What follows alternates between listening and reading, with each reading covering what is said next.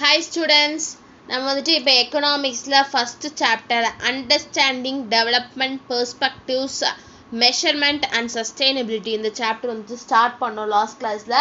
So start பண்ணிவிட்டு development அப்படின்னா என்ன, எக்கனாமிக் டெவலப்மெண்ட் அப்படின்னா என்னன்னு பார்த்தோம். ஸோ ஒவ்வொருத்தரை பொறுத்த வரைக்கும் டெவலப்மெண்ட்னா என்ன, அவங்க என்ன சொல்கிறாங்க, அவங்கள பொறுத்த வரைக்கும் டெவலப்மெண்ட்னா என்னன்னு சொல்லிட்டு ஒரு மைண்ட் மேப் மாதிரி பார்த்துட்டு டெவலப்மெண்ட் அப்படின்னா என்னன்னு சொல்லிட்டு புக்கில் இருக்கிறத பார்த்தோம். அதே மாதிரி எக்கனாமிக் டெவலப்மெண்ட் அப்படின்னா என்னன்னு சொல்லி பார்த்தோம்.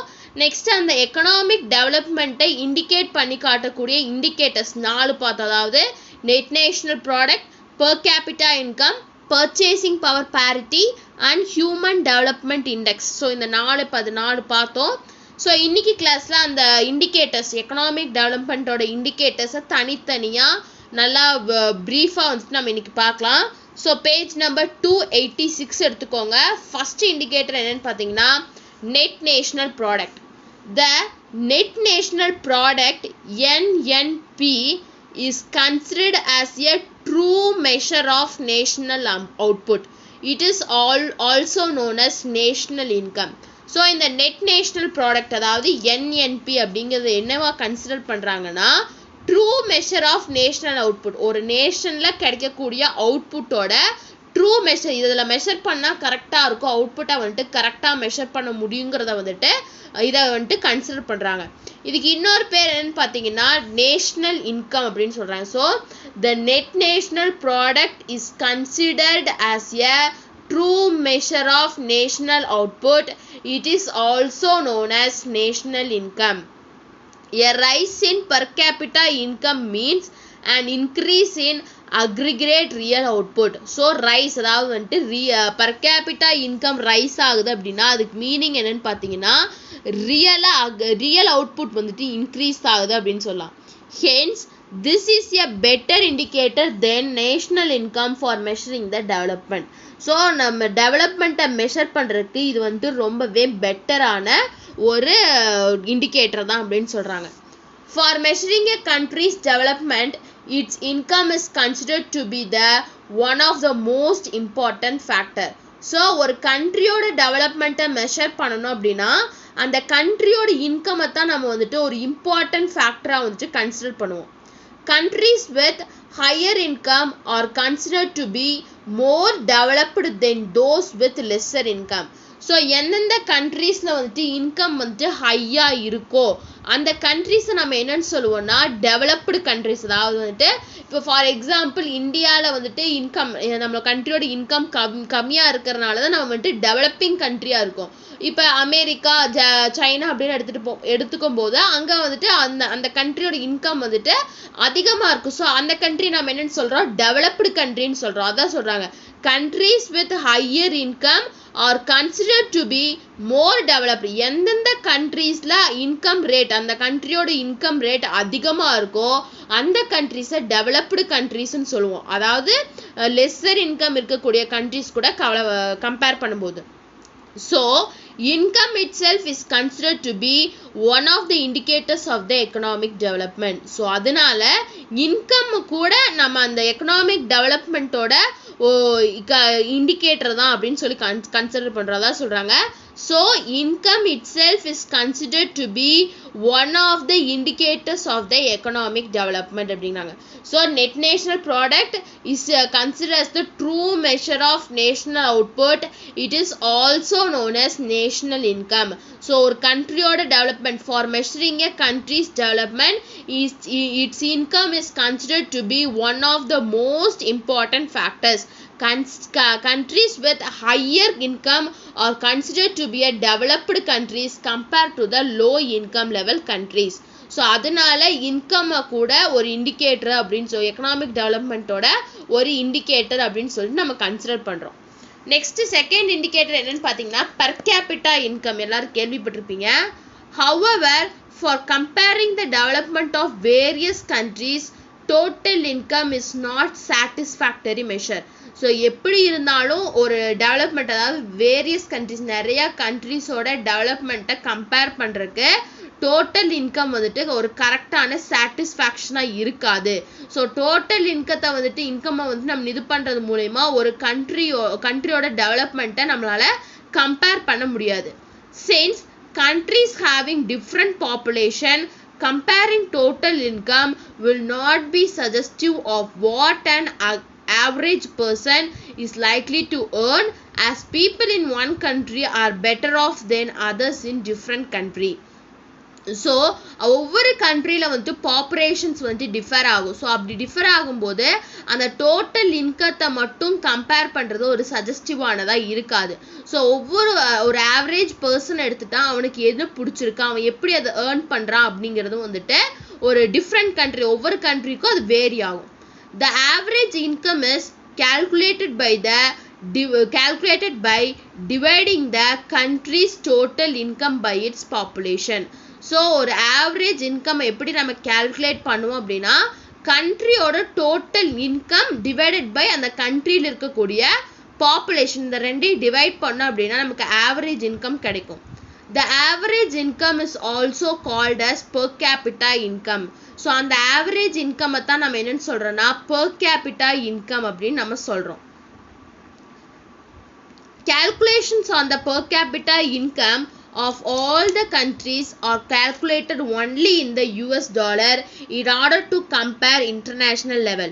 ஸோ எல்லா கண்ட்ரீஸோட per capita income calculation வந்துட்டு எப்படி நடக்கும் அப்படின்னா US டாலரில் மட்டும்தான், அந்த US டாலர் அந்த வேல்யூவை வச்சு தான் அந்த கேல்குலேஷன்ஸே நடக்கும். எதுக்கு அப்படின்னா இன்டர்நேஷ்னல் லெவலில் அந்த கண்ட்ரியை கம்பேர் பண்ணணும் அப்படிங்கிறக்காக எல்லா கேல்குலேஷன்ஸ் per capita இன்கத்தோட எல்லா கேல்குலேஷன்ஸும் இந்த US டாலர் வேல்யூவை வச்சு தான் கம்பேர் பண்ணுவாங்க அப்படின்னு சொல்கிறாங்க. ஸோ இதான் second indicator per capita income. Third indicator என்னன்னு பார்த்தீங்கன்னா பர்ச்சேசிங் பவர் பேரிட்டி, அதாவது PPP அப்படின்னு சொல்லுவாங்க. Purchasing power parity is defined as the number of units of a country's currency required to buy the same amount of goods and services in the domestic market as $1 would buy in the US. So purchasing power பேரிட்டியை நம்ம எப்படி define பண்ணுவோம்னா number of units, ஒரு கண்ட்ரியோட கரன்சியில் எவ்வளோ number of units இருக்குது, எதுக்கு அதை வச்சு கூட்ஸ் அண்ட் சர்வீசஸ், அதை வச்சு கூட்ஸ் அண்ட் சர்வீசஸை டொமஸ்டிக் மார்க்கெட்டில் நம்ம எவ்வளோ பை பண்ணலாம், US டாலருக்கு ஈக்குவலாக நம்ம அதை வச்சு நம்ம இப்போ ஃபார் எக்ஸாம்பிள் நம்ம கரன்சி இருக்குன்னா நம்ம கரன்சி வந்துட்டு அந்த US டாலருக்கு இப்போ 10 ரூபி எடுக்கிறோம் அப்படின்னா US டாலருக்கு அது எவ்வளோ ஈக்குவலாக இருக்குது. ஸோ அதை வச்சு நம்ம ஒரு டொமஸ்டிக் மார்க்கெட்டில் எவ்வளோ பர்ச்சேஸ் பண்ணால் கூட்ஸ் அண்ட் சர்வீசஸை எவ்வளோ நமக்கு தேவையானது எப்படி வந்துட்டு பை பண்ண முடியும் அப்படிங்கிறது தான் வந்துட்டு பர்ச்சேசிங் பவர் பேரிட்டி அப்படின்னு சொல்லுவாங்க. The technique of purchasing power parity allows us to estimate what exchange between two currencies is needed to express the accurate purchasing power of the two currencies in the respective countries. So இந்த purchasing power parity இந்த technique வந்துட்டு எதுக்கு நமக்கு help பண்ணுன்னா estimate பண்ணுறதுக்கு, அதாவது வந்துட்டு ரெண்டு கரன்சிக்கும் நடுவில் என்ன எக்ஸ்சேஞ்ச் இருக்குது, ஸோ நம்ம என்ன எக்ஸ்பிரஸ் பண்ணதான் வந்துட்டு அந்த ரெஸ்பெக்டிவ் கண்ட்ரீஸில் அந்த பர்ச்சேசிங் பவர் எப்படி அக்யூரேட்டாக இருக்குது அப்படின்னு சொல்லிட்டு எஸ்டிமேட் பண்ணுறதுக்கு நமக்கு ஹெல்ப் பண்ணும். Recently, India became the third largest economy in the terms of PPP. So, recently, India வந்துட்டு PPP அதாவது purchasing power parityல third placeல இருக்கு. China became the largest, defeating US to the second position. So, China இப்போ எத்தனாவது பொசிஷனில் இருக்காங்க, second பொசிஷனில் இருக்காங்க. So இதான் வந்துட்டு third indicator purchasing power parity. Next fourth indicator என்னன்னு பார்த்தீங்கன்னா ஹியூமன் டெவலப்மெண்ட், அதாவது ஹியூமன் டெவலப்மெண்ட் இண்டெக்ஸ்ன்னு பார்த்தோம்ல அதுதான். Human resource is necessary for the progress of any country. எந்த கண்ட்ரியோட டெவலப்மெண்ட் வளர்ச்சிக்கும் ஹியூமன் ரிசோர்ஸ் அப்படிங்கிற வந்துட்டு ரொம்பவே இம்பார்ட்டண்ட்டான ஒன்று. The term human resources refers to the collective abilities of the people which can be utilized in the production sector.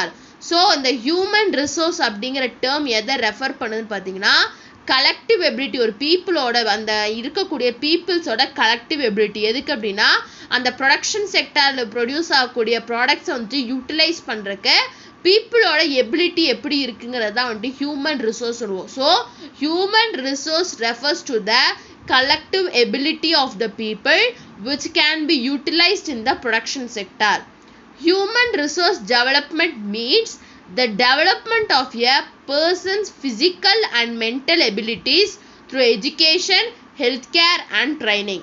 So human development, resource development அப்படின்னா என்னன்னு பார்த்தீங்கன்னா ஒரு இண்டிவிஜுவலோட ஒரு பர்சனோட ஃபிசிக்கல் அண்ட் மென்டல் எபிலிட்டி, அவங்களோட எஜுகேஷன் எப்படி இருக்குது, அவங்களோட ஹெல்த் கேர் எப்படி இருக்குது, அவங்களோட ட்ரைனிங் எப்படி இருக்குது, அதாவது ஒரு பர்சனோட எபிலிட்டியை தான் நம்ம என்னென்னு சொல்லுவோம்னா ஹியூமன் ரிசோர்ஸ் டெவலப்மெண்ட் அப்படின்னு சொல்லுவோம். Therefore, investment in education and health of people can result in a high rate of intern in the future for a country. So அதனால ஒரு பர்சன், ஒரு இண்டிவிஜுவல் பண்ணக்கூடிய இன்வெஸ்ட்மெண்ட், அவங்க படிக்கக்கூடிய படிப்பு, அவங்களோட ஹெல்த்துக்காக அவங்க பண்ணக்கூடிய இன்வெஸ்ட்மெண்ட் வந்துட்டு ஃப்யூச்சரில் நம்ம கண்ட்ரிக்கு வந்துட்டு ஒரு ஹை ரேட்டை வந்துட்டு கொடுக்கும் அப்படிங்கிறாங்க. அவங்க சூஸ் பண்ணக்கூடிய எஜுகேஷன் படிக்கவே இல்லை, நம்ம இந்தியாவில் இருக்கவங்க படிக்கவே இல்லை, யாருமே ஒரு கிராஜுவேஷனே வாங்கலை, எல்லாம் படிக்காதவங்க தான் இருக்காங்க அப்படின்னா நம்ம கண்ட்ரி கண்டிப்பாக டெவலப் ஆகாது, டெவலப் ஆனதும் குறைஞ்சிட்டே வரும். ஸோ ஒரு இண்டிவிஜுவல் பண்ணக்கூடிய இன்வெஸ்ட்மெண்ட் எதில், அவங்க பண்ணக்கூடிய எஜுகேஷன், அவங்க படிப்புலையும் அவங்க பண்ணக்கூடிய அவங்களோட ஹெல்த் கான்ஷியஸ், அவங்க ஹெல்த்தில் அவங்க எவ்வளோ ஜாக்கிரதையாக இருக்காங்க அப்படிங்கிறதும் வந்துட்டு நம்ம கண்ட்ரிக்கு இப்போ இல்லைனாலும் ஃப்யூச்சரில் ஒரு நல்ல பொசிஷனை வந்துட்டு அது தரும். For example, if your child is invested with good education and health, he or she may turn to be very productive in future in the form of higher earnings and greater contribution to the society.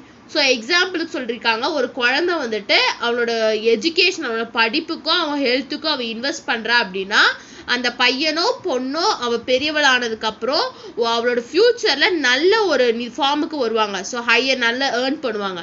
So earn பண்ணும்போது சொசைட்டிக்கு நிறைய contribution வந்துட்டு அவங்க பண்ணுவாங்க அப்படிங்கிறாங்க. Human Development Index, which indicates all-round development of the people in the society. So இந்த human development index HDI அப்படிங்கிறது வந்துட்டு எதை இண்டிகேட் பண்ணுதுன்னு பார்த்தீங்கன்னா எல்லா விதமான டெவலப்மெண்ட், சொசைட்டியில் இருக்கக்கூடிய சொசைட்டி பீப்புளோட எல்லா விதமான டெவலப்மெண்ட்டுக்கும் அது வந்துட்டு சொசைட்டியில் இருக்கக்கூடிய பீப்புளோட எல்லா டெவலப்மெண்ட்டையும் இண்டிகேட் பண்ணி காட்டும். In the past, economists believed that the rate of economic growth of nations could be increased only by increasing investment in physical capital.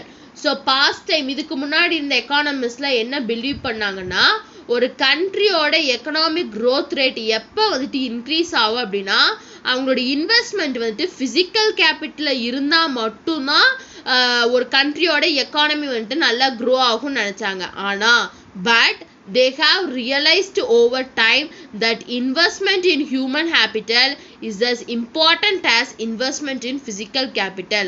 ஆனால் இயர்ஸ் பாஸ் ஆக அவங்க என்ன ரியலைஸ் பண்ணாங்கன்னா ஃபிசிக்கல் கேபிட்டலில் பண்ணுற இன்வெஸ்ட்டை விட ஹியூமன் கேபிட்டலில் பண்ண இன்வெஸ்ட்மெண்ட், அதாவது எஜுகேஷன் ஹெல்த்தில் பண்ணுற இன்வெஸ்ட்மெண்ட் தான் அதுதான் வந்துட்டு ஒரு கண்ட்ரியோட எக்கனாமிக் க்ரோத்துக்கு ஹெல்ப் பண்ணும் அப்படிங்கிறது வந்துட்டு அவங்க புரிஞ்சுக்கிட்டாங்க அப்படின்னு சொன்னாங்க. ஸோ இதான் வந்துட்டு 4th இண்டிகேட்டர், அதாவது human development index. So what are the indicators of economic development கேட்கும்போது there are 4 indicators for economic development.